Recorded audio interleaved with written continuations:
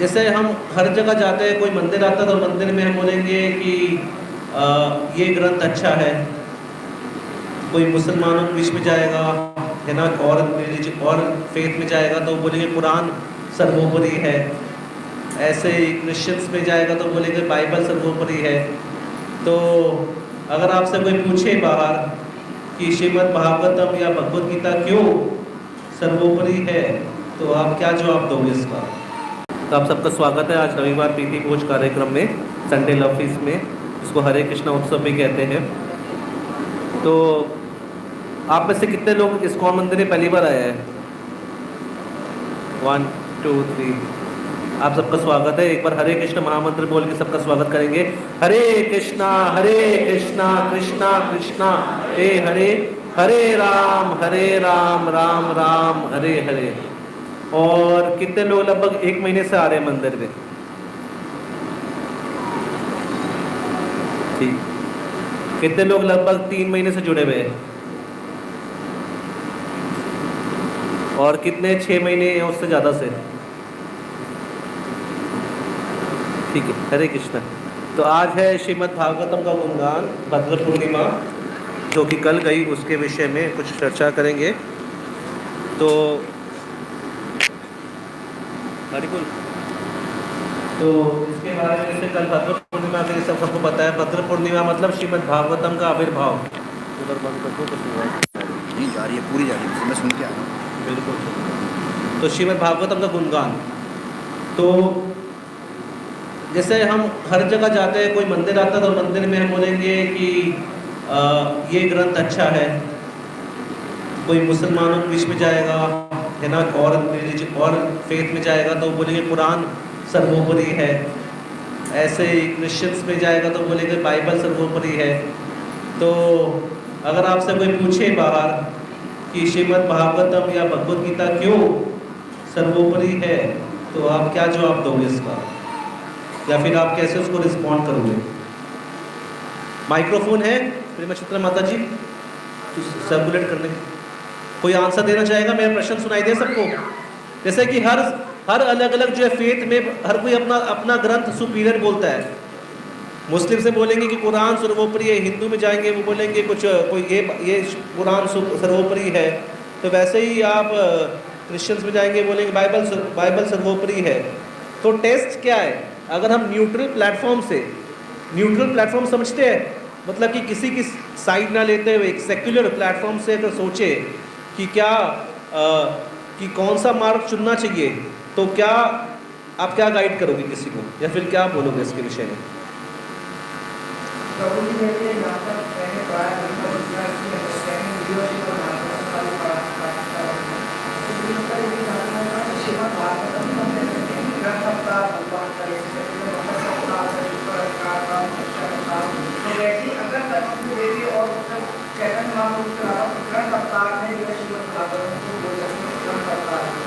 हाँ, तो जैसे प्रभु बता रहे, आपका नाम? संदीप शर्मा जी ने बताया कि जैसे कि श्रीमद् भागवतम कैसे ग्रंथ अवतार है, जो कि चैतन्य महाप्रभु ने बताया। और कोई? हाँ जी।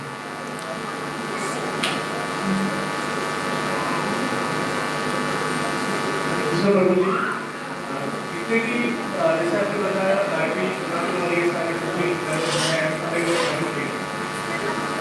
भागवतम को देखें तो जितने ग्रंथ ये सभी का आधार है, सभी का स्तंभ है, ये सभी का पिलर।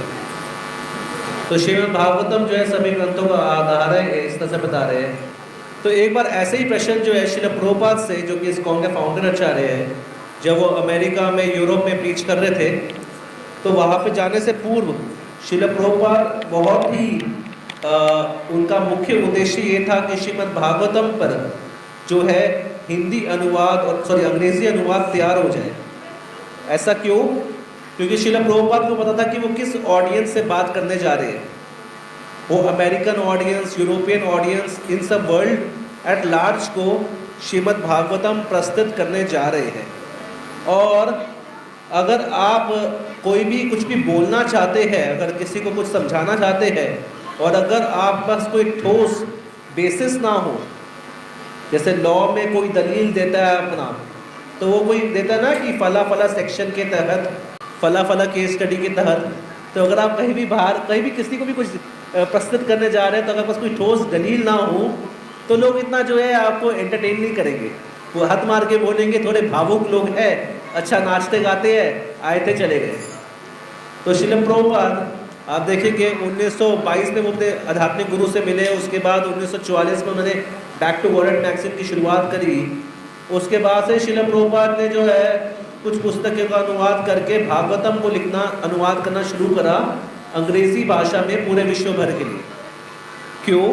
क्योंकि उनको पता था कि जो है श्रीमद् भागवतम जो है ये पूरे विश्व भर के लिए क्या कार्य करेगी, अंधेरे में टॉर्च का, जैसे पूरे अंधेरे में टॉर्च हो गई, या फिर अंधेरे में पूरा रोशनी दिखाने वाली टॉर्च, जैसे हम कहते हैं ना ओम ज्ञानम तिमिरांधस्य ज्ञानांजन शलाकया चक्षुरुन्मीलितं येन तस्मै श्री गुरुवे नमः। तो श्रील प्रभुपाद ने जो है ये भागवतम का अनुवाद, और इस तरह से ये भागवतम जो है प्रभुपाद जी ने जब तैयार हो गए पहले स्कंद के 3 वॉल्यूम, तब प्रभुपाद जी को कॉन्फिडेंस आ गया कि मैं विदेश में अब जा सकता हूँ। उससे पहले श्रील प्रभुपाद को इतना कॉन्फिडेंस नहीं था। क्यों कॉन्फिडेंस नहीं था? क्योंकि उनको था, क्योंकि एक भक्त का कॉन्फिडेंस कहाँ से आता है? शास्त्र से। तो उन्होंने जब उसको ट्रांसलेट किया तब प्रभुपाद जी बोले कि now I can go to the best. और जब वहाँ पे गए भी तो अलग अलग क्रिश्चियंस के जो पोप्स होते थे या फिर जो वहाँ के जो रिप्रेजेंटेटिव्स होते थे और अलग अलग धर्म गुरुओं से प्रभुपाद जी की अक्सर बात होती थी।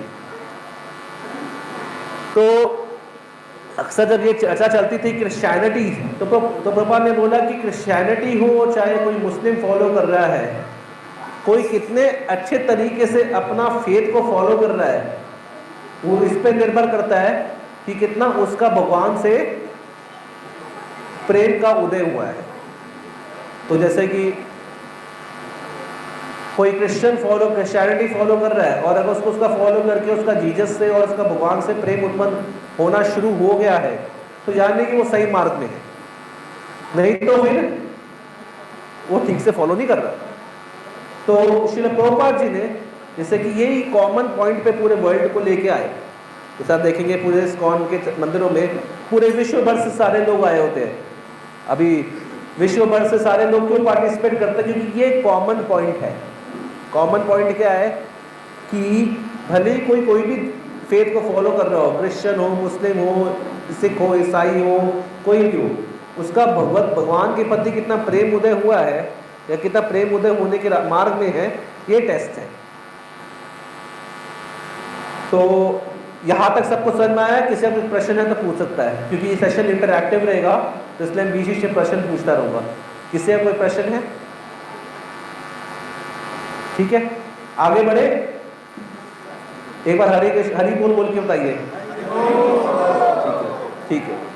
तो फिर अगर हमने ये एस्टैब्लिश कर लिया कि टेस्ट क्या है किसी भी चीज़ का, कि कितना भगवान के प्रति प्रेम उदय हुआ है, तो भगवान के प्रति प्रेम उदय करने के लिए अब अगला आता है कि क्या कौन से शास्त्र का सहारा ले, कौन से शास्त्र की शरण ले। तो अगर आप न्यूट्रल प्लेटफॉर्म से देखेंगे तो अन्य ग्रंथों के अंदर है ना, भले कोई भी क्रिश्चियनिटी के है, भले उसके है, मुस्लिम्स के है, उनमें भगवान के बारे में, भगवान के साकार रूप के बारे में इतनी विस्तृत जानकारी है ही नहीं जितनी श्रीमद् भागवतम में। वहाँ पर तो भगवान का नाम का भी इतना, भगवान श्रीमद् भागवतम में प्रभुपाद कहते हैं कि we get the name of the God, कि भगवान का नाम क्या है, वो कहाँ रहते हैं, वो कैसे कपड़े पहनते हैं, वो क्या खाते हैं, क्या पीते हैं, वो सारी इंफॉर्मेशन है श्रीमद् भागवतम में। तो जिससे प्रेम करना है उसके बारे में जानकारी पाना जरूरी है कि नहीं है? तो प्रेम कैसे करेंगे? तो इसी तरह से तो एक न्यूट्रल प्लेटफॉर्म से अगर देखा जाए तो किसी को भी अगर भगवान से प्रेम करना है ना, क्योंकि जीव यानी कि आत्मा, जैसे हमें शरीर नहीं है, आत्मा है, आपने अक्सर सुना होगा पहले के सेशंस में भी। और तो आत्मा का विशेषकर क्या लक्षण है? भगवान से प्रेम करना, परमात्मा से प्रेम करना। अब ये सब तो जो है फेथ जो है हमारी बनाई हुई है ना, पर एक्चुअली कॉमन सिंथेसिस क्या है उसके अंदर? भगवत प्रेम करना। तो किसी को भी भगवत प्रेम करना है, भले वो यूएसए में है, यूरोप में है, अमेरिका में है, ग्रीस में है, ऑस्ट्रेलिया में है, चाइना में, ताइवान में है, तो उसके लिए वो अलग अलग शास्त्र स्वीकार कर सकता है।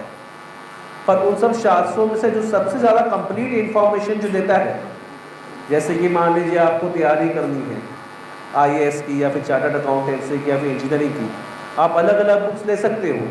क्या इंजीनियरिंग की तैयारी करने के लिए आप फर्स्ट क्लास की मैथ्स की बुक से आप इंजीनियरिंग की तैयारी कर लोगे? कर लोगे? कौन कौन कर सकता है फर्स्ट क्लास की मैथ्स की बुक से इंजीनियरिंग की तैयारी? कोई भी नहीं कर सकता। अच्छा, तो वैसे ही अगर आपको जो है भगवान से प्रेम करना है, और आप ऐसे ग्रंथ को चुनिए जिसके बारे में जो है भगवान के बारे में ज़्यादा बताया ही नहीं गया हो, या फिर बताया भी गया हो तो बहुत ही कंफ्यूजिंग तरीके से बताया गया हो, तो क्या तैयारी करोगे? तो इसलिए फिर उसके लिए इंजीनियरिंग की बुक्स चाहिए होगी। तो इसी तरह से न्यूट्रल प्लेटफॉर्म, जैसे अगर आपको पीएचडी करना है तो आप ऑक्सफोर्ड में जाके ये चेक करते हो कि टीचर का क्या, टीचर क्रिश्चियन है कि मुस्लिम है कि क्या है, ये सब चेक करते हो कि सीधा जाके टीचर से जाके पढ़ाई करते हो? सीधा पढ़ाई करते हैं टीचर से। टीचर से ये थोड़ा चेक करते हैं कि आप कौन से, अगर आप तुसी पंजाबी खतरी होगी, तुसी बन्नी हो, ये सब चेक करने बैठोगे आप? नहीं चेक करोगे ना, है ना? उत्थे तुसी पढ़ाई करने वास्ते गए हो, पढ़ाई करोगे, है ना? वहाँ पे पढ़ाई करने के लिए गए हो, पढ़ाई करोगे, ये सब थोड़ा चेक करोगे। तो उसी तरह से श्रीमद् भागवतम ओपन है उन सब लोगों के लिए जो श्री भगवान को जानना चाहते हैं, इस जगत को जानना चाहते हैं, और अपनी लाइफ में कोई भी खुशी प्राप्त करना चाहते हैं, तो उसके लिए श्रीमद् भागवतम ओपन है, अपना आश्रय दे रही है श्रीमद् भागवतम। तो श्रीमद् भागवतम ये नहीं सोचती कि ये कौन है, ये सनातन धर्म फॉलो करता है कि नहीं करता, कोई भी पढ़ सकता है श्रीमद् भागवतम। तो ये करते हुए तो श्रीमद् भागवतम सबसे पहली बात क्या है, किसी एक पर्टिकुलर समाज का, धर्म का हिस्सा नहीं है ये, बल्कि पूरी ह्यूमन रेस के लिए है, पूरे मानव समाज के लिए। ऐसा नहीं कि ये कुछ हिंदुओं के लिए है या कुछ सनातन धर्म फॉलो करने वाले लोगों के लिए है, बाकी लोगों के लिए नहीं है। श्रीमद् भागवतम जो है, सनातन का मतलब ही यही है जो कि शाश्वत हो, जो किसी भी तरह के भेदभाव से परे हो, जैसे कि रंग रूप के भेदभाव से, जो कि किसी भी तरह के भेदभाव, कलर, कास्ट, डिस्टिंक्शन, जेंडर, इन सब के भेदभाव से परे श्रीमद् भागवतम। यानी कि कोई भी भौतिक भेदभाव जो हम देखते हैं वो श्रीमद् भागवतम उन सब से जो है दिव्य है, और इसका आश्रय सब लोगों के लिए खुला है। तो कोई भी सिंसियर सीकर है, गंभीर सीकर है, जो सत्य जानना चाहता है, सत्यम परम धीमहि, श्रीमद् भागवतम के पहले श्लोक में बताया गया है क्या, जन्मादि यस्य यदान्वयादितरतस्ते अन्येषु अविद्याश्वराट् तेने ब्रह्म हृदयादि कवे मूयन्ति यत् सूरया तेजवारिमृदाम तथा विनिमयो यत् त्रिसर्ग अमृषा धाम्नां स्वेन सदा निरस्तकुहकं सत्यम परम धीमहि। कि श्रीमद् भागवतम के ऑथर यानी कि महर्षि श्री वेद व्यास, वो जो है किसको प्रणाम कर रहे हैं? परम सत्य को। तो कोई भी सत्य की तलाश में है, उसके लिए श्रीमद् भागवतम अपनी बाहें फैला के स्वागत कर रही है। तो ये किसी एक व्यक्ति विशेष के लिए, किसी वर्ग के लिए है। ऐसा नहीं कि हम इस्कॉन मंदिर में आए हैं तो आज श्रीमद् भागवतम की बात कर रहे हैं, कल कहीं और जाएंगे तो आप किसी और ग्रंथ की बात करेंगे। तो श्रीमद् भागवतम सबके लिए है। तो श्रीमद् भागवतम सबके लिए है। और श्रीमद् भागवतम है क्या?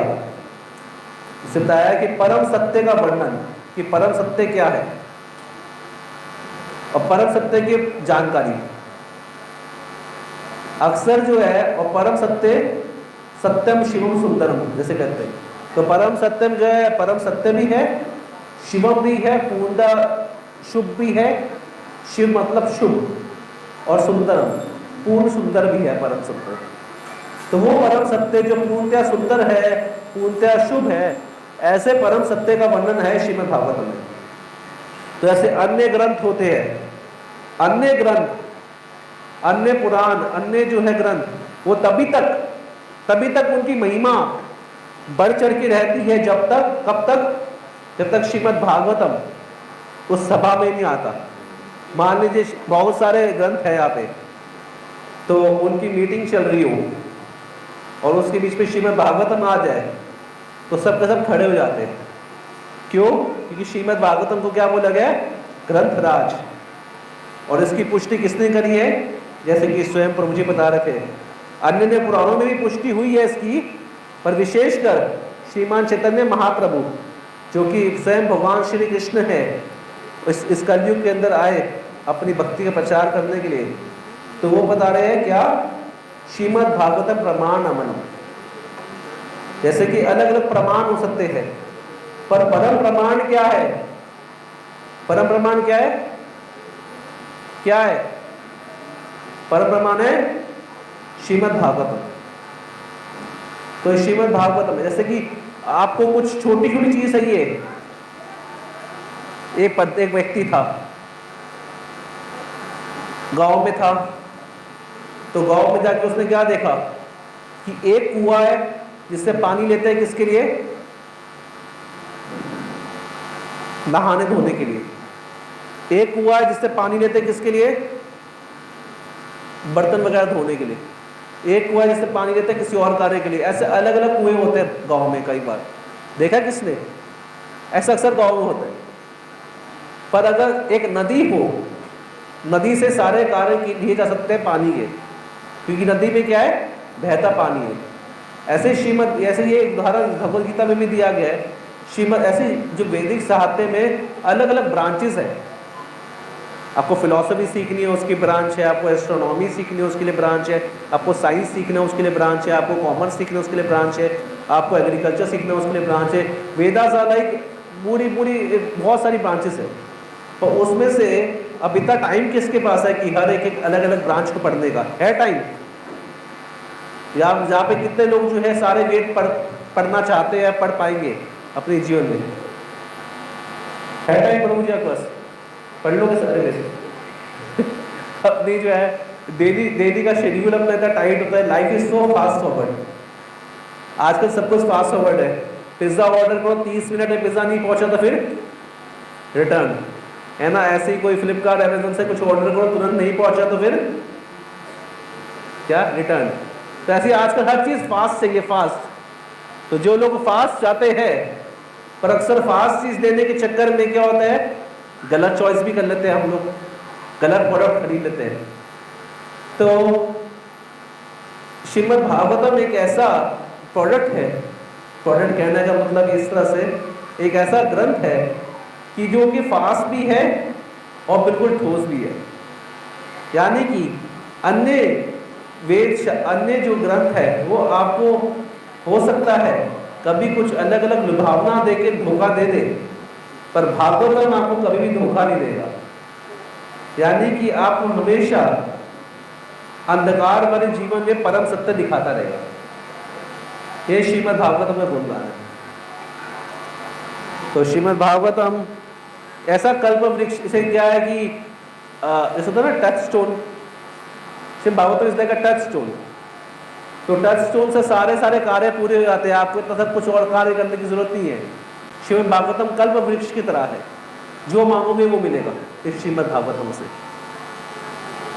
तो और अन्य श्रीमद् भागवतम कार्य में क्या बताया गया है कि निगम कल्पतरु ललितम फलम, पूरे वेदों का जो है, वेदों का सार, जैसे कि आम का वृक्ष लगा हो, तो आम के वृक्ष में आम का रस कहाँ होता है? कोई बताना चाहेगा? आम के वृक्ष में आम का जूस कहाँ मिलेगा आपको? आम के अंदर ही। क्या उसके पेड़, उसके तने में भी आम का रस है? हाँ, अच्छा, नहीं है कह रहे? हाँ, नहीं है। और हम, हमारे लिए अगर उसके तने में रस है भी, तो क्या हम तना खा के रस ले पाएंगे? तो सबसे ज़्यादा एक्सेसिबल जो आसानी से प्राप्त हो सके आम का रस कहाँ मिलेगा? आम के फल में। उस तरह से श्रीमद् भागवतम क्या है? पूरे पूरे वैदिक साहित्य का, पूरे पूरे सारे शास्त्रों का निचोड़ पूरा एक आम के वृक्ष की तरह है, जो कि बहुत ही टेस्टी है, हृदय को मन को आनंद देने वाला है। मनोभिरामत क उत्तम श्लोक गुणानुवादत पुमान विरजित बिना पशु गुणान। ये बात की पुष्टि कौन कर रहा है? परीक्षित महाराज कर रहे हैं। परीक्षित महाराज जब श्रीमद् भागवतम सुन रहे थे सुखदेव गोस्वामी से, तो सुनते सुनते सुखदेव गोस्वामी को लगा कि इनकी तो मृत्यु होने वाली है। हो सकता है थोड़ा थक गए होंगे, 3 दिन से भागवतम सुन रहे हैं, हो सकता है उनको नींद आ रही होगी। तो उन्होंने फिर बोला कि तो उन्होंने परीक्षित महाराज ने पुष्टि करी कि भागवतम सुनना और बोलना वास्तव में मन के लिए उत्सव है। जैसे कि क्या प्रोग्राम का नाम है? हरे कृष्णा उत्सव। तो मन के लिए उत्सव है, यानी कि मन को बहुत संतुष्टि देने वाला है ये भागवतम में भगवान का गुणगान। भागवतम में जो परम सत्य का गुणगान हो रखा है भगवान श्री कृष्ण का और अन्य अवतारों का, वो जो है क्या है? पूरा मन के लिए आनंद है। मतलब आत्मा जो है उसके लिए वो आत्मा नृत्य करती है जब वो भागवतम सुनती है। मान लीजिए आत्मा जो की हालत कैसी है, जैसे कि बिल्कुल मुरझाई हुई सी। क्यों? क्योंकि हम आत्मा की जरूरतों को कैसे पूरे कर रहे हैं? शरीर की जरूरतों से। हम सोचे शरीर की जरूरत पूरी करने से आत्मा की जरूरत पूरी हो जाएगी। जैसे कि एक पक्षी हो, उसको किसने खरीदा और उसको पिंजरे में बंद करके रख लिया, तो फिर 10 दिन बाद पक्षी मर गया। तो उसने बोला जिससे खरीदा था उससे लड़ने चली गई, जिसने खरीदा था। बोली कैसा पक्षी बेचा आपने मेरे को, देखो ये मर गया 10 दिन में। तो वो बोलते अरे मैंने तो बिल्कुल ठीक पक्षी भेजा था आपको।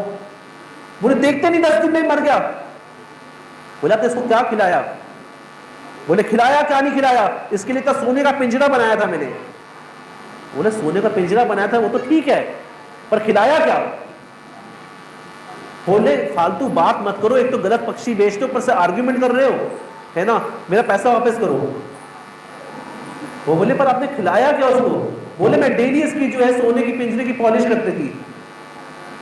बोले पर पक्षी को कुछ खिलाया? बोले मैं डेली जो है इसका पूरा ध्यान रखती थी। ऐसा मैंने रूम में जो है एयर प्यूरिफायर लगा रखा था कि ताकि इसको जो है अच्छी अच्छी हवा आती रहे, एसी में बिठाया था मैंने इसको। ठीक है, पर खिलाया कि नहीं खिलाया कुछ? बोले वो तो नहीं खिलाया, तो पक्षी मरेगा ही। तो ऐसे ही आत्मा जो है मुरझाई हुई है। क्यों?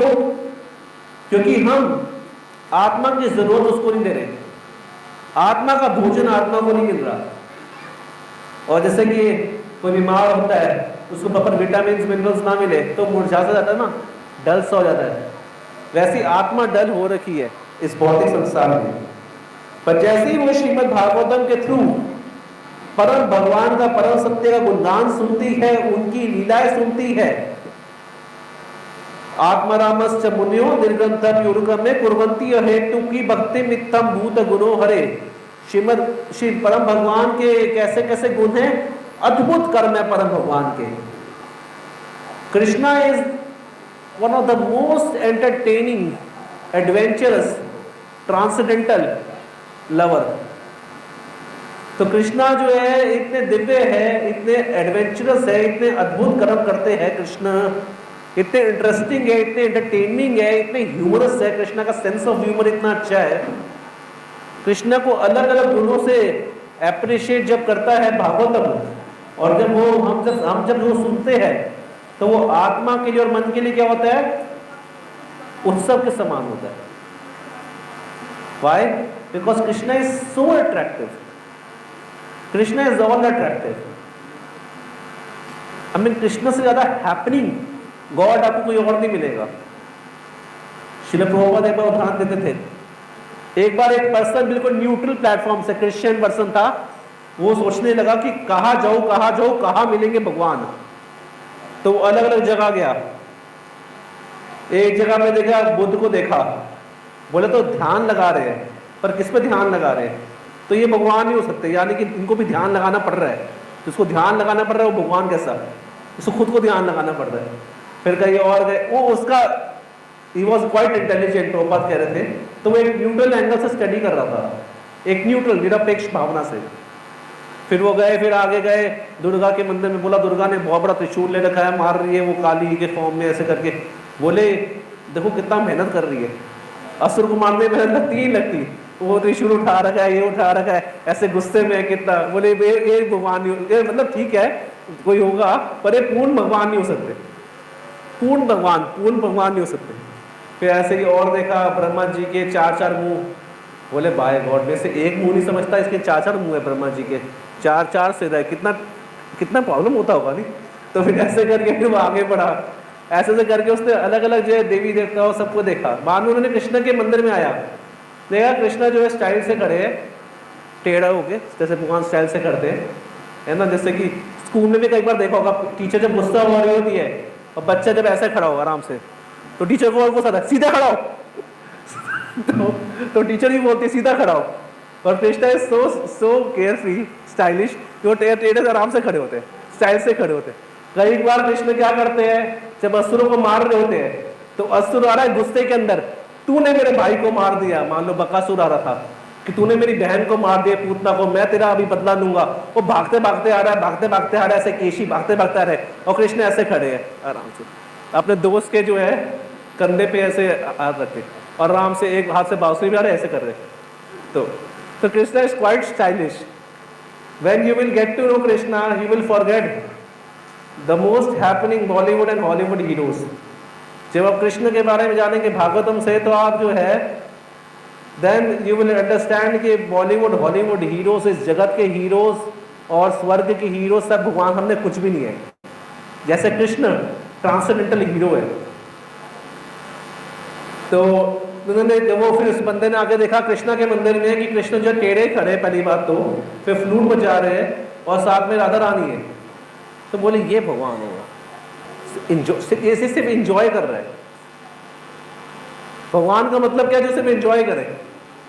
तो अगर भगवान को भी थोड़ा सोचना पड़ रहा है कि कैसे मैं राधा रानी का पालन करूंगा, कैसे 2 वक्त की रोटी मिलेगी ताकि राधा रानी का पालन हो सके, तो भगवान कैसे। तो Krishna doesn't have to think like us. Krishna को हमारी तरह जो है सोचने समझने की जरूरत नहीं पड़ती कि कैसा पैसा आएगा, कहाँ से क्या आएगा, अभी लॉकडाउन लगे इत्यादि तरीके। Krishna is care free, Krishna is simply enjoy, तो दैट इज कृष्णा। तो उन्होंने देखा कि कृष्ण सिर्फ एंजॉय कर रहे हैं, तो बोले पूर्ण भगवान है। तो यानी कि ये जो श्रीमद् भागवतम है, ये ऐसे भगवान का वर्णन है, और ये मन के लिए उत्सव है, मन के लिए उत्सव है, आत्मा के लिए उत्सव है। तो और मन के लिए उत्सव, आत्मा के लिए, मन की खुराक ही यही है। हमारे मन को हर समय रस की तलाश है, आनंद की तलाश है, सुख की तलाश है। अब या फिर तो वो आनंद भौतिक धरातल पे ढूंढ ले, या फिर आध्यात्मिक धरातल पे ढूंढ ले, यानी कि या फिर तो मटेरियल प्लेटफॉर्म में आनंद ढूंढे, या फिर स्पिरिचुअल प्लेटफॉर्म में आनंद ढूंढे। बट प्रॉब्लम क्या है कि मटेरियल प्लेटफॉर्म पे जो भी हम सुख ढूंढने का ट्राई करते हैं, भली अच्छा खाकर, अच्छा स्पर्श कर कर, या फिर अच्छा रूप रंग देख कर, ये सब करके, तो अच्छा संभोग करके, जैसे मर्जी हम आनंद ढूंढे, वो सब क्या है, क्षणिक है, दुखदाई है। और आध्यात्मिक आनंद क्या है, हमेशा बढ़ने वाला है। और आध्यात्मिक आनंद ऐसा है जिसको जब आप प्राप्त करना शुरू करोगे आध्यात्मिक रस को, तो बड़ी से बड़ी भौतिक डिफिकल्टी के अंदर भी आप उसको आसानी से क्या कर लोगे, टॉलरेट कर लोगे, बहुत आसानी से टॉलरेट कर लोगे। जैसे कि किसी एक बाहर के स्कॉलर ने बोला है, the greatness of a man is known how he can tolerate the provoking situation, कि महान व्यक्तियों की निशानी क्या है, कि वो उत्तेजित करने वाली सिचुएशन को कैसे टॉलरेट कर सकते हैं। तो ये सब शक्ति कहाँ से मिलती है, ये अंदर की बात है। अंदर की बात मतलब जब आप अंदर से सेटिस्फाई होंगे, जब आप अंदर से खुश होंगे श्रीमद् भागवतम के संग से, तो फिर ये मिलती है शक्ति।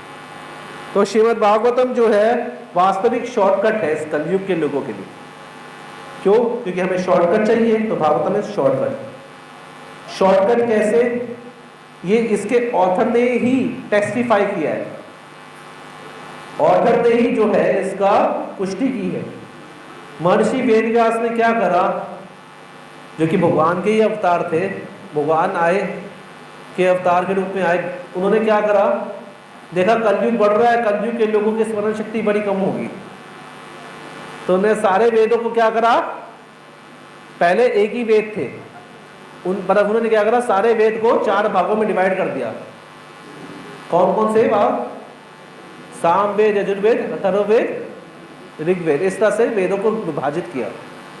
साथ साथ उन्होंने अलग अलग पुराणों का संकलन किया, उपनिषदों का संकलन किया, इस तरह से करा। क्यों करा? और इनको जो लिख दिया, लिपिबद्ध कर दिया। पहले लिपिबद्ध नहीं था ये, क्योंकि पहले लोग इतने इंटेलिजेंट होते थे कि सुन के ही समझ लेते थे, पर अभी फिर उन्होंने क्या करा, लिपिबद्ध कर लिया उसको। तुम करके भी पर वो संतुष्ट थे कि नहीं थे? वो संतुष्ट नहीं हुए। तो मान लीजिए किसी ने पूरे सालों सालों लगाकर कोई थीसिस तैयार करा हो, पीएचडी का थीसिस, या फिर किसी ने सालों सालों लगा के कोई बुक लिखी हो, और बुक लिखने वाले संतुष्ट नहीं है, तो पढ़ने वाला का क्या खाक संतुष्ट होएगा? तो वो संतुष्ट नहीं थे, उनको पूरा हृदय में कोई खोखलापन, अकेलापन महसूस हो रहा था। स्वयं भगवान को खोखलापन महसूस हो रहा है। हैरानी की बात है कि नहीं है? स्वयं परम भगवान को खोखलापन महसूस हो रहा है। सही बात है। उनके गुरु आए कौन? देवर्षि नारद। तो उन्होंने बोला कि मैंने सब कुछ ठीक सारे से करा, और फिर मेरे को खोखलापन क्यों महसूस हो रहा है, अकेलापन क्यों महसूस हो रहा है, कोई कमी की महसूस क्यों हो रहा है? तो फिर उन्होंने बोला कि तुमने श्री भगवान को ग्लोरीफाई नहीं करा डायरेक्टली। जैसे आपने महाभारत लिखी, महाभारत में क्या है, महाभारत में भगवान का संदेश है थोड़ा सा भगवद गीता के फॉर्म में, पर साथ साथ क्या है, पॉलिटिक्स है, सोशियोलॉजी है, हिस्ट्री है, बहुत कुछ है, उसके बीच में थोड़ा सा भगवान का गुणगान है। तो बोले अभी तुमने क्योंकि डायरेक्टली ग्लोरीफाई नहीं करा कृष्ण को, इसलिए तुम्हें खोखलापन महसूस हो रहा है। अगर तुम डायरेक्टली कृष्ण को ग्लोरीफाई करोगे तो तुम भी सेटिस्फाई हो जाओगे, और सब लोग सेटिस्फाई हो जाएंगे, पूरा वर्ल्ड सेटिस्फाई हो जाएगा। तो फिर उन्होंने मेडिटेशन के अंदर गए महर्षि वेदव्यास, उनको भगवान के साक्षात दर्शन हुए कृष्ण के, और कृष्ण की माया के भी दर्शन हुए, कृष्ण के दर्शन हुए, कृष्ण की माया के दर्शन हुए। और फिर उन्होंने क्या करा, श्रीमद् भागवतम का संकलन किया। कब? अपनी पूरी डिवोशनल मैच्योरिटी ऑफ रियलाइजेशन के अंदर, यानी कि अपनी पूरे रियलाइजेशन के पूरे जेनिथ के अंदर, जहां पे वो पूरा उनका टॉप मोस्ट रियलाइजेशन जो था वो श्रीमद् भागवतम का था। तो जिसने सारे वेद शास्त्र लिखे, संकलन करा है, उससे पूछे कि टॉप मोस्ट चीज क्या है, शॉर्टकट बताइए। तो उन्होंने फिर श्रीमद् भागवतम का संकलन किया। और क्या आता है, बहुत सुंदर श्लोक आता है, क्या? अनर्थो पश्चिमम साक्षात भक्ति योग अदोक्षजे लोकस्य जानतो विद्वांस चक्रे सांवत सन्निहितम, कि जितने भी जो है चीजें जिसकी वजह से हम सब लोग सफर कर रहे हैं, अनर्थ, वो कैसे खत्म हो जाएंगे? वो भक्ति योग के पालन से खत्म हो जाएंगे सारे अनर्थ, सारे डिफिकल्टीज। और उसका मार्ग क्या है? श्रीमद् भागवतम। यस्य वै श्रूयमाणं कृष्ण परम पुरुषे भक्ति रूपते पुंसाम शोक मोह भयापः। श्रीमद् भागवतम का सेवन करने मात्र से क्या होगा? व्यक्ति के हृदय से शोक, मोह, भय सब कुछ नष्ट हो जाएगा। साधारणतः यही चलते रहता है कि हम लोग जो है शोक करते रहते हैं, लेमेंट करते रहते हैं, हाय ये हो गया, हाय वो हो गया, हाय ये हो गया, ये हो गया, ये सब चलता रहता है, हाय हाय करते रहते हैं, है ना। अरे मैंने यहाँ पे इन्वेस्ट करना चाहिए था स्टॉक में, यहाँ पे इन्वेस्ट नहीं करा, यहाँ पे मेरे को ये करियर चॉइस लेनी चाहिए थी, अरे मैंने गलत पति से शादी कर ली, अरे मैंने गलत पत्नी से शादी कर ली, अरे ये दिक्कत हो गई, वो दिक्कत हो गई, अरे हमें जो बेवकूफ़ बना दिया हमारे भाई ने, सारी प्रॉपर्टी वो ले गया। तो हाय हाय हाय हाय करते करते पूरा जीवन निकल जाता है। तो शोक और मोह, ये शोक होता है पास्ट के लिए जो हो गया, मोह होता है प्रेजेंट के लिए कि मेरा क्या होगा, मेरा कौन है मेरा, इनसिक्योरिटी। और भय फ्यूचर के लिए, हमेशा इनसिक्योर रहना, रिलेशनशिप्स के अंदर इनसिक्योर रहना,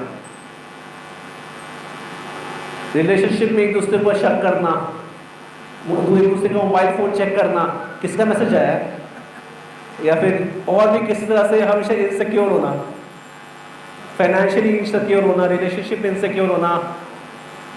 तो ये शोक मोह भय का उपाय क्या है? श्रीमद् भागवतम। क्यों? क्योंकि ये जो है हमें हमारे उस इटर्नल शाश्वत संबंध से हमारा सारोबार कराती है। तो जैसे कि भागवतम में ही कहा गया क्या, तो इसलिए उन्होंने श्रीमद् भागवतम का संकलन किया महर्षि वेदव्यास ने।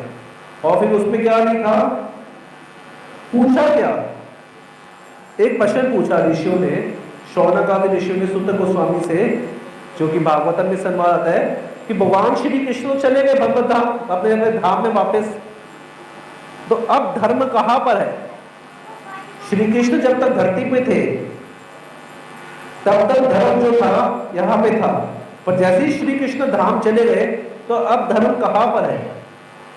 तो उसके जवाब में बोला, कृष्णे स्वधाम उपगते धर्म ज्ञान आदि भी सह कलो नष्ट दिशामेश पुराण अर्क नोदिता, कि भगवान श्री कृष्ण के अपने धाम में जाने के बाद धर्म इत्यादि, धर्म भी उनके साथ साथ चला गया, ज्ञान भी चला गया, वैराग्य भी चला गया। तो अब कलयुग के जीवों को कहाँ से रोशनी मिलेगी, कहाँ से उपाय होगा उनका? वो क्या बताया कि ये श्रीमद् भागवतम जो है ये कलयुग में सबको रोशनी देगा। तो इसीलिए श्रील प्रभुपाद बहुत ही फोकस थे श्रीमद् भागवतम की इंग्लिश ट्रांसलेशन और कमेंट्री को पूरे वर्ल्ड में देने के लिए, एक प्रामाणिक कमेंट्री को देने के लिए, एक प्रामाणिक ट्रांसलेशन को देने के लिए। और श्रीमद् भागवतम ने दिया प्रभुपाद जी ने पूरे विश्व को। और श्रीमद् भागवतम में ही श्रील प्रभुपाद ने बताया कि श्रीमद् भागवतम का कैसे सेवन करना है। तो आप देखेंगे जितने भी इस्कॉन के मंदिर होते हैं उनमें प्रतिदिन भागवतम पाठ होता है, सुबह 8 से 9 अक्सर। तो ये नित्यम भागवत सेवया, नित्य भागवतम का पाठ करना, ये श्रील प्रभुपाद जी की दी गई योजना थी। और ये क्यों दी गई थी? क्योंकि इसका भागवतम में ही बताया गया है। क्या बताया गया है? शन्मताम स्व कथा कृष्णा पुण्य शमन कीर्तना हृदय अंतस्थि बदानी विदुनोति सुहित सताम नष्ट प्रायेषु भद्रेषु नित्यम भागवत सेवया भगवती उत्तम श्लोके भक्ति भगवती नेष्टिकी। तो भागवतम भरा हुआ है ऐसी कहानियों से, ऐसी कथाओं से कि कैसे श्रीमद् भागवतम के संपर्क में आने के बाद कैसे लोगों का जीवन परिवर्तित हुआ। उसमें से एक जो है कहानी आती है स्वयं श्री नारद मुनि की, भागवतम के 4थे, 5वें और 6ठे स्कंद के अंदर। उससे बताया कि कैसे नारद मुनि बनने से पहले एक दासी के पुत्र थे। और दासी के पुत्र थे, तो मैं बीच में क्वेश्चन पूछूंगा अभी, नारद मुनि कौन थे? Very good. नारद मुनि दासी के पुत्र थे। और वो उनकी जो माँ थी वो ऐसी थी कि उनको पता भी नहीं था कि इसका पिता कौन है, नारद मुनि का। क्योंकि दासियां अक्सर जो है एक से ज्यादा संपर्क होता था उस समय। तो ऐसा नारद मुनि का पिछला जन्म था और बहुत ही गरीब। जैसे आप देखोगे यहाँ पे ऐसे ही होते ना कुछ, जैसे कि बहुत कुछ लोग ऐसे रहते हैं जिनको 2 वक्त की रोटी भी नहीं मिलती, स्लम्स में रहते हैं इत्यादि। तो ऐसा जीवन था। पर संयोगवश क्या हुआ कि वो जो दासी थी, उनकी मदर जो थी, वो गॉड फियरिंग थी, वो भगवान के भक्तों में श्रद्धा थी उनकी। तो एक बार ऐसे ही हुआ, कुछ भक्त लोग वहां से जाने लगे उनके गांव से। तो उनकी माँ ने क्या करा, उन भक्तों की सेवा करी। और जब माँ ने सेवा करी तो माँ का एकमात्र पुत्र, वो छोटा सा बच्चा, लगभग 3-4 साल का, 3-4 साल के बच्चे ऐसे ऐसे घूम रहे होते हैं सड़क पे, ऐसे जो है वस्त्र भी नहीं पहनते कई बार, तो है ना, ऐसे ही घूम रहे होते हैं। उसने भी अपनी माँ की हेल्प करी, किनकी सेवा में? भक्तों की सेवा में। तो जब उन्होंने ऐसा देखा तो कई बार क्या होता था, चातुर्मास चल रहा था तो वे एक ही जगह पे टिके हुए थे और वो उनकी सेवा कर रही थी, उनकी माँ उनके छोटा बेटा। तो कई बार प्यार से सेवा से खुश होके उन साधुओं ने अपना उच्चिष्ट महाप्रसाद उसको दे दिया, नारद को, बच्चे को, ये बच्चे ये ले खा ले। ऐसा था ना, बच्चे ये ले खा ले, कुछ भी, कुछ मान लीजिए कुछ हलवा, कुछ भी स्वीट कुछ दे दिया, कुछ भी मीठा दे दिया। तो नारद मुनि ने ऐसे उनका सेवन किया महाप्रसाद का, महान संतों के उच्चिष्ट का। साथ साथ कई बार वो संत लोग जो है आपस में चर्चा करते थे, भगवत चर्चा।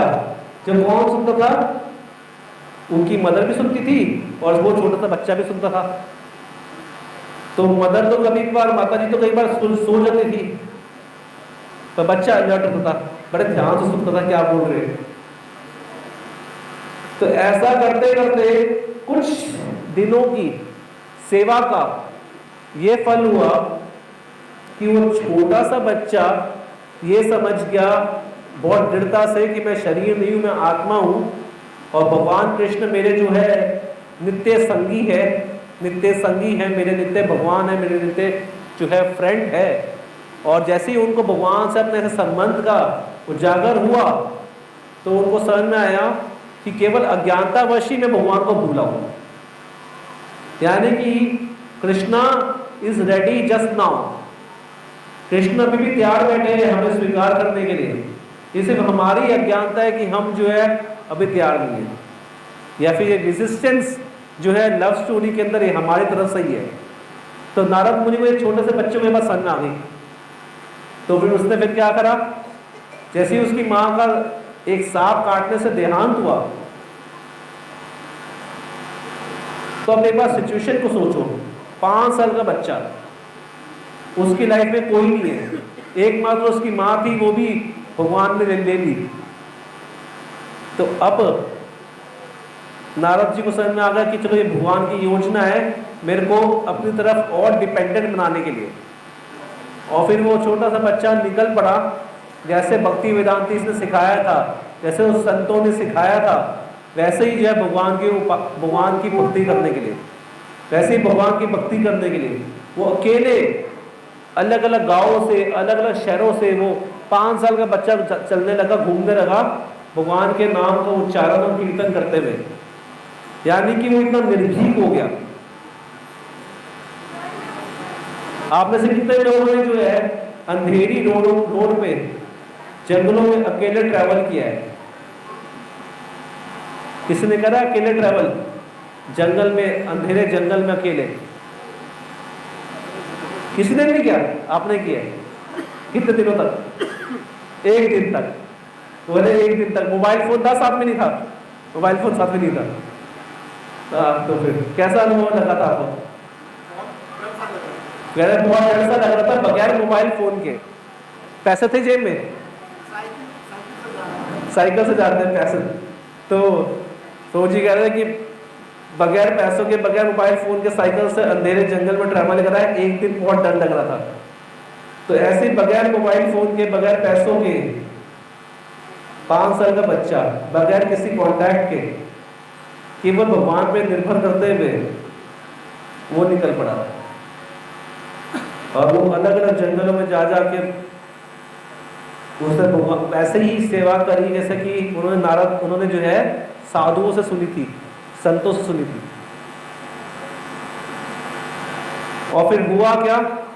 फिर भगवान की आकाशवाणी हुई कि हे नारद, अभी तुम्हें मेरा पूर्णतः दर्शन नहीं हो पाएगा, क्योंकि अभी भी थोड़ी बहुत कमी रह गई है तुम्हारी भक्ति के अंदर। बोले क्या कमी रह गई है? 5 साल का बच्चा अकेला ट्रैवल कर रहा है, इतना जो है उसके अंदर वैराग्य उत्पन्न हो गया है, इतना उसके अंदर भक्ति उत्पन्न हो गई है, अभी भी क्या कमी रह गई है? बोले अभी भी कहीं ना थोड़ी बहुत भौतिक भोग की भावना रह गई है। तो वो भगवान ने ऐसा क्यों करा? नारद जी का और टेस्ट बढ़ाने के लिए, और लालच प्राप्त बढ़ाने के लिए, क्योंकि लाइफ में जो चीज आसानी से प्राप्त हो जाती है उसकी अक्सर कदर नहीं होती, वैल्यू नहीं होती। तो कृष्णा जो है अक्सर एक भक्त का प्रेम बढ़ाने के लिए अक्सर जो है कई बार छुपन छुपाई खेलते हैं।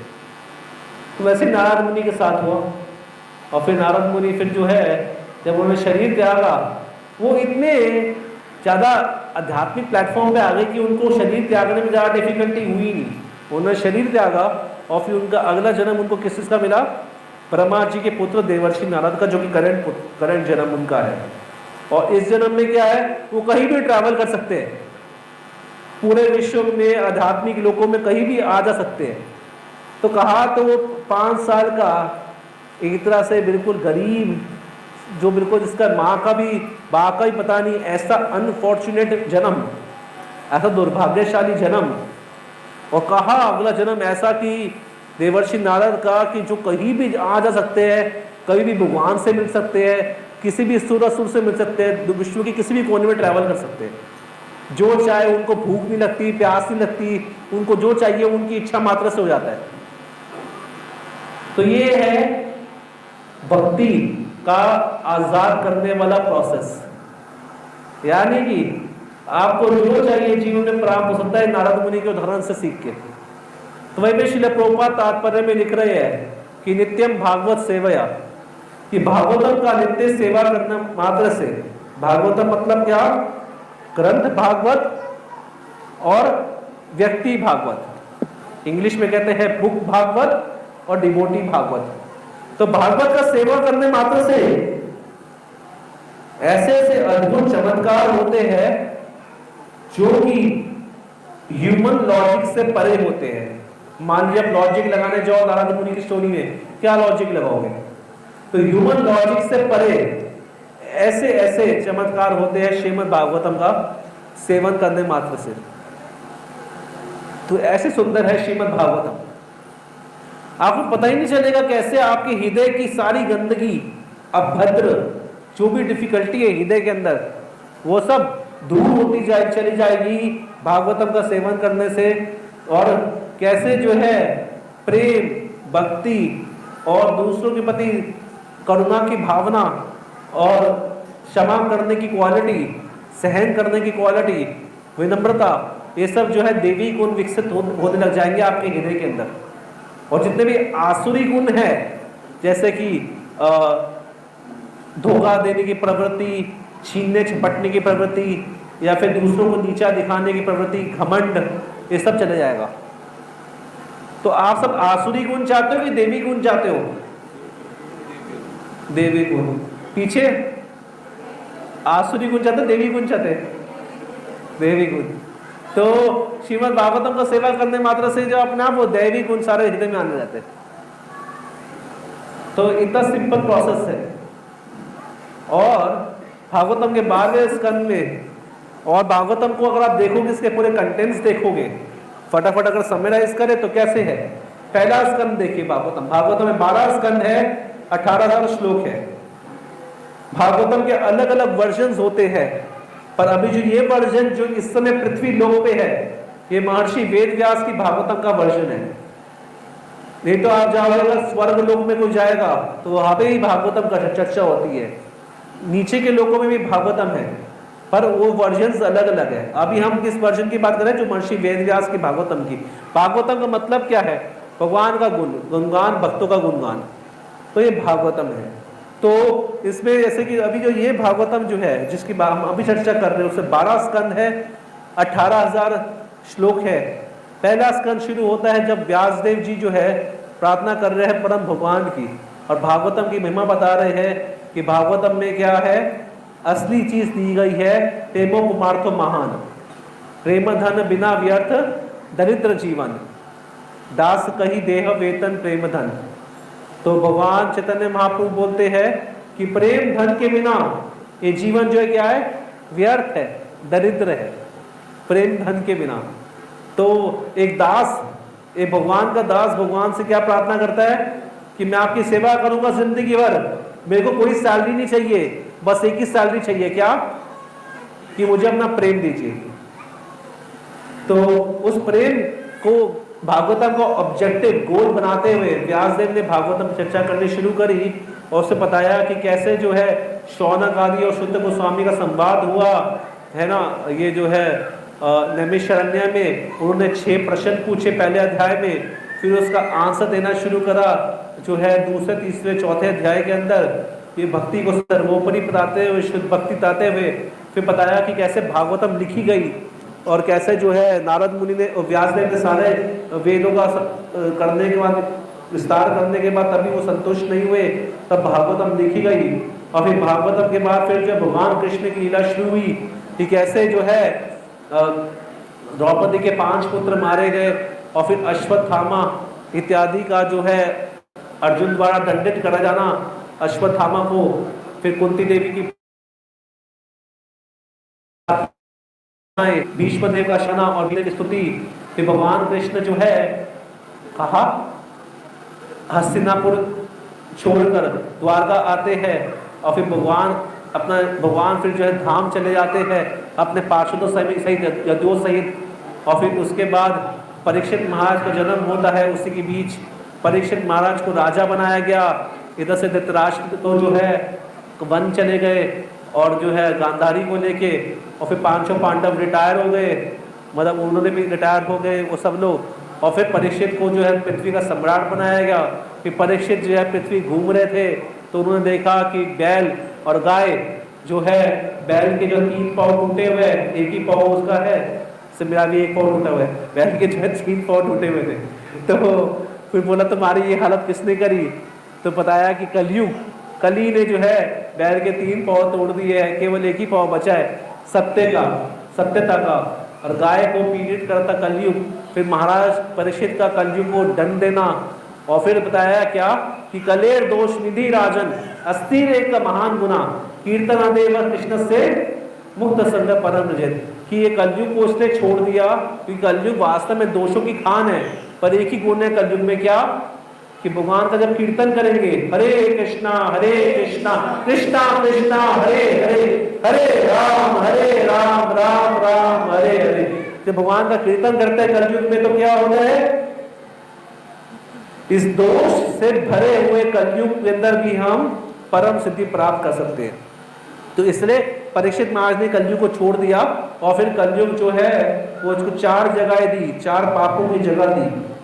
तो फिर इस तरह से करके फिर जो है परीक्षित महाराज को श्राप मिलता है और फिर वो सब कुछ छोड़ के कहा जाता है गंगा के किनारे शुकताल पर भागवतम सुनने के लिए। यहाँ पे सुखदेव गोस्वामी आते हैं, तो इस तरह से पहला स्कंद चलता है भागवतम का। फिर दूसरे स्कंद से जो है परीक्षित महाराज सुखदेव गोस्वामी का संवाद शुरू होता है, जहाँ पे वो अलग अलग प्रश्न पूछते हैं, उनको जवाब देते हैं कि भागवतम पहले ब्रह्मा जी ने सुनाई थी, भागवतम किसको? नारद को, है ना। और वही वो 4 श्लोकों में भागवतम सुनाई थी, वो हिस्ट्री बताई जाती है। और फिर जब पुरुष सुख की प्रार्थनाएं आती है, ऐसे फिर भागवतम में है क्या वो बताया गया। फिर तीसरे स्कंद से लगभग शुरू होता है विदुर उद्धव संवाद और फिर विदुर मैत्रेय संवाद, जो कि लगभग 2-3 स्कंद तक जाता है। और फिर उसके बाद फिर नारद युधिष्ठिर संवाद शुरू होता है। तो इस करके भागवतम में अलग संवाद है। और फिर ऐसा करते करते अंततः 7वें स्कंद में जो है प्रहलाद महाराज की कथा आती है। उससे पहले 6ठे स्कंद में अजामिल का प्रसंग आता है। फिर 7वें स्कंद में प्रहलाद महाराज का संवाद आता है। 8वें स्कंद में बलि महाराज का संबंध आता है, गजेंद्र स्तुति, गजेंद्र मोक्ष आता है भागवतम में। फिर 9वें स्कंद में अलग अलग राजाओं की वंशावली वर्णन होती है, सूर्य वंश और चंद्र वंश।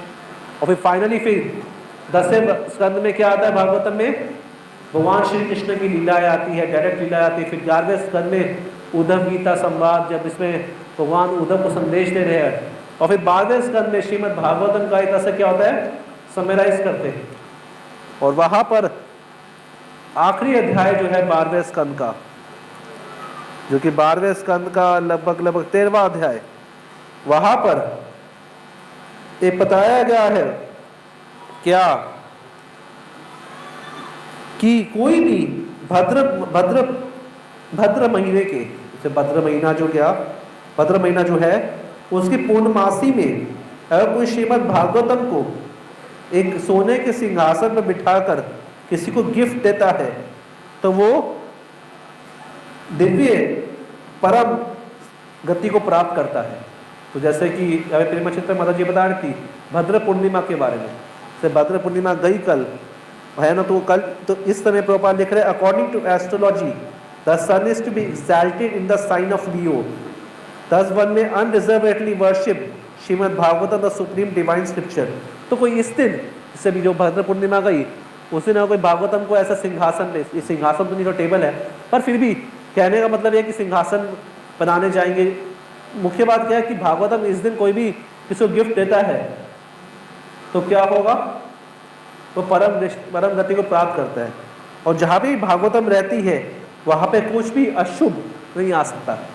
कि भागवतम क्या है, स्वयं भगवान का ग्रंथ अवतार है, ये भगवान से अभिन्न है। या कृष्ण तुल्य भागवतम सर्व आश्रय पति श्लोके पति अक्षरे नाना अर्थ कहे।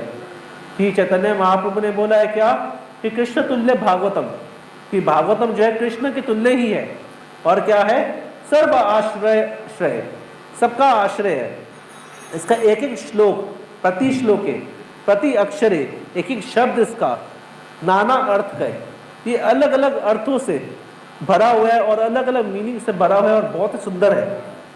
आगे भागवतम का गुणगान आता है कि सारे अन्य पुराण तभी तक जो है भक्तों के समाज में रहते हैं जब तक श्रीमद् भागवतम नहीं आता।